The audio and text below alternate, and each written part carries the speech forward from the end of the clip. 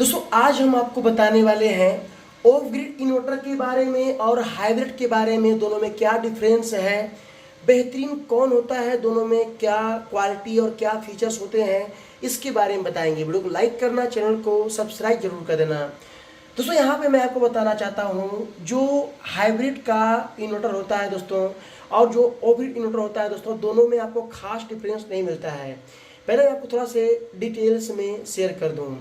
दोस्तों जो hybrid inverter होता है दोस्तों, उसके अंदर एक अलग सी पीसीबी बिल्ड होती है जो वही काम क्या करता है कि आपके बैटरी अगर नहीं है तब भी वो सोलर सिस्टम को शेयरिंग कर देता है लोड के लिए। अगर वो पीसीबी आपको ऑफ ग्रिड में नहीं लगी रहती है और वो इस जगह पे काम नहीं करता है, मतलब ये पीसीबी का ही एक काम होता है। वो पीसीबी कैसा होता है वो भी आपको हम दिखाएंगे।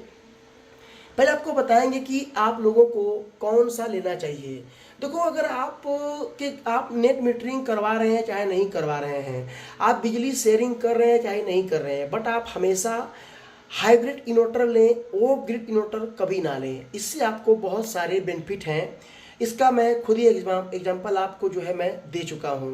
चलिए आपको दिखाते हैं क्या इसका तरीका है। Just second. दोस्तों ये आप जो देख रहे हैं ना, ये है आपका हाइब्रिड सप्लाई को शेयरिंग करने वाला ये पीसीबी। मतलब कि ये इतने में ही दोस्तों ये पूरा आता है।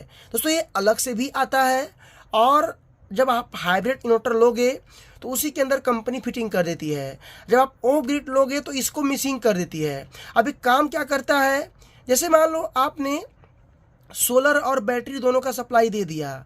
अब मान लो आपकी बैटरी खराब हो गई, डेड हो गई, काम नहीं कर रही है, तो भी ये काम क्या करेगा कि ये एक वोल्टेज जनरेट करेगा। आपकी जो आ रही है सोलर से सप्लाई, उससे एक पल्सेस बनाएगा और वो सप्लाई देगा किसको, रिले को ऑन करेगा। जो सप्लाई आपका बैटरी से आता है रिले को ऑन करने के लिए, वो सप्लाई आएगा इसके थ्रू, इसको ऑन करेगा सप्लाई देके। और जो यहाँ पे कैपेसिटर लगे हैं इसको चार्ज करेगा। चार्ज करने के बाद इसके बाद पूरे सिस्टम को एक कंट्रोल करेगा और जो सोलर का जो VOC है उसको AC में कन्वर्ट करेगा। बैटरी खराब हो, चाहे बैटरी जल गई हो, चाहे बैटरी बढ़ गई हो, चाहे बैटरी काम कर रही है चाहे नहीं कर रही है, वो एक काम करेगा। तो हाइब्रिड का ये सबसे बड़ा बेनिफिट होता है। और जो हाइब्रिड नहीं होता है, जो ऑफ ग्रिड होता है, वो काम क्या करता है, जब आप बैटरी कनेक्शन दोगे तो काम इस तरह करेगा कि जो रिले होता है ना, उसको किसी भी कंडीशन में सप्लाई चाहिए ऑन होने के लिए। अगर उसको सप्लाई नहीं मिला तो वो रिले ऑन ही नहीं होगा, वो इस तरीके से बनाया रहता है। जब रिले ऑन होगा तभी आगे सप्लाई बनेगी। जब रिले ऑन नहीं होगा तो कोई भी सप्लाई नहीं बनेगी।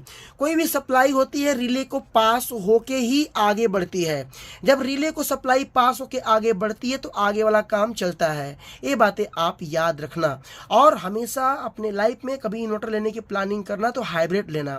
और जितने भी मैं इन्वर्टर बेच रहा हूँ सारे इन्वर्टर लोगों को मैं हाइब्रिड ही दे रहा हूँ।